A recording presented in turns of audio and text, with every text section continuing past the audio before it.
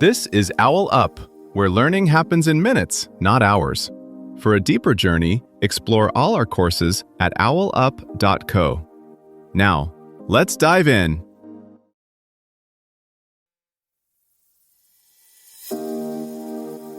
Welcome back to Chapter 3 of our series, Turning Points, Moments That Changed World War II. In this episode, titled Operation Barbarossa, A Fatal Gamble, we'll explore the ambitious objectives behind one of the most pivotal military campaigns in history. Get ready to uncover the strategies that shaped the early days of the Eastern Front. Let's dive in. Guns roar at dawn as nearly 4 million soldiers surge east, yet the man who launched them had never seen the Russian steppe.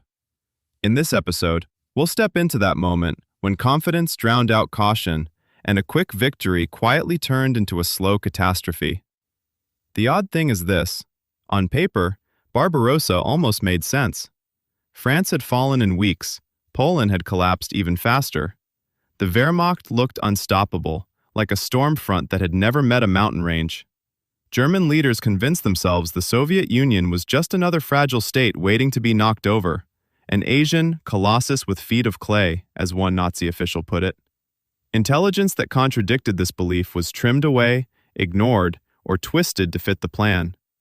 Inside war rooms, maps shrank distances, erased mud, and turned supply lines into neat arrows instead of vulnerable lifelines.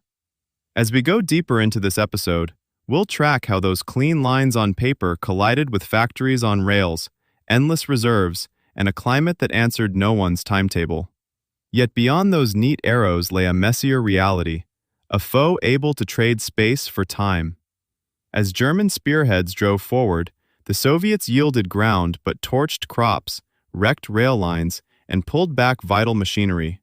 Entire factories were dismantled, loaded onto trains, and sent thousands of kilometers east, reassembling like a mechanical forest regrowing after a wildfire. This wasn't just retreat, it was a deliberate bet that endurance could outlast shock. Our task now is to follow that bet, how scorched earth, relocation, and sheer scale slowly tilted the balance against the invaders. The first cracks appeared almost immediately, but they were easy to miss from Berlin. In the opening weeks, German armored spearheads reported dazzling advances and colossal encirclements. Yet behind those triumphant figures, supply officers were already warning. Fuel columns lagged, spare parts vanished, horses collapsed from exhaustion. The plan had assumed short, decisive battles near the frontier. Instead, formations kept driving deeper, chasing fresh Soviet units that refused to disintegrate on schedule. Here, the scale of the campaign stopped being an abstraction and became a constraint. Each extra day of movement lengthened the lifeline back to railheads in former Polish and Baltic territory. Those railways themselves needed conversion from Soviet wide gauge to European standard. That meant engineers crawling forward behind the advance, literally unbolting the enemy's tracks and laying new ones. It was as if a touring orchestra had to rebuild the concert hall in every city before playing a single note. Meanwhile, German planners had gambled on destroying the bulk of Soviet forces in one sweeping summer. But every time a final pocket was closed, new Soviet armies emerged further east, drawing on a manpower pool far beyond pre-war estimates. Draft offices in Siberian and Central Asian towns fed divisions westward. Reserves that many in Berlin insisted did not exist started showing up in combat reports. Crucially, the campaign lacked a single, stable priority. Hitler oscillated between seizing economic targets, Ukraine's grain, the Donbass coal, the Caucasus oil, and capturing political ones like Leningrad and Moscow. Each shift yanked armored groups north or south, burning precious fuel and time. Operationally, this meant the invaders were strongest when they needed to pivot, not when they needed to deliver a knockout blow. By late autumn, forward units were living off captured Soviet depots that grew thinner the further they advanced. Winter clothing, antifreeze, lubricants for extreme cold. These had been deferred because victory was expected before they were needed. When temperatures plunged, engines seized, artillery recoils froze, and infantry tried to fight in uniforms tailored for France. The Soviets, by contrast, were beginning to fight a different kind of war. New tanks and aircraft from reassembled plants rolled westward. Fresh divisions arrived by rail to sectors the Germans had assumed were quiet.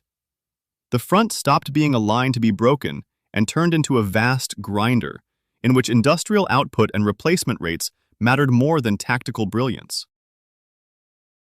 As 1941 turned into 1942, the logic of the conflict flipped, from a campaign of decision to a contest of endurance, one in which the original German bet on speed over depth and shock over staying power could no longer be won. German planners had recent proof their model worked. Poland swept aside in weeks, Norway taken with audacity, France collapsing in a dazzling summer. Those cases became a comforting pattern. The outlier, the grinding stalemate of World War I in the East, was treated as ancient history rather than a warning. When some officers raised concerns about distance, track gauges, or fuel, their objections sounded, in that context, like pessimism rather than prudence. By contrast, Soviet leaders drew on very different mental files, memories of 1812, when another invader advanced rapidly, only to be worn down by depth and time. They were also watching current numbers more than past triumphs, daily evacuation tallies, new draft cohorts, fresh rifle deliveries from reassembled plants. Where German staff work tended to ask, "How do we win fast?" Soviet planners increasingly asked, "What keeps us in the fight next month?" In modern terms, this was the clash between a project designed only to meet its launch date and one structured to survive delays, shortages, and repeated shocks. Barbarossa's failure still whispers warnings. Modern planners face different tools: satellites, real-time data, globalized supply chains, yet the core risk endures, mistaking early success for proof that reality matches the plan. Cyber attacks on logistics, climate-driven cold snaps, or misinformation about an adversary's reserves can all turn a short campaign into a draining slog, like a sudden headwind turning a smooth flight into a fuel-critical emergency diversion. Barbarossa's failure suggests a quieter lesson. Big choices age badly when they ignore limits. Weather, distance, and production acted like a slow tide, tugging at every bold promise inked on a map.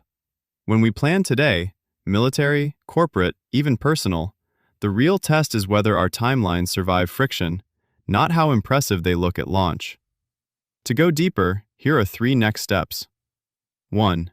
Pull up an online zoomable map of the Eastern Front, the Army Group North, Center, South, June, December 1941 map on World War II DB or the Map Archive is great.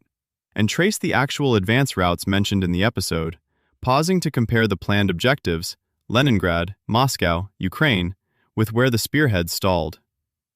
2.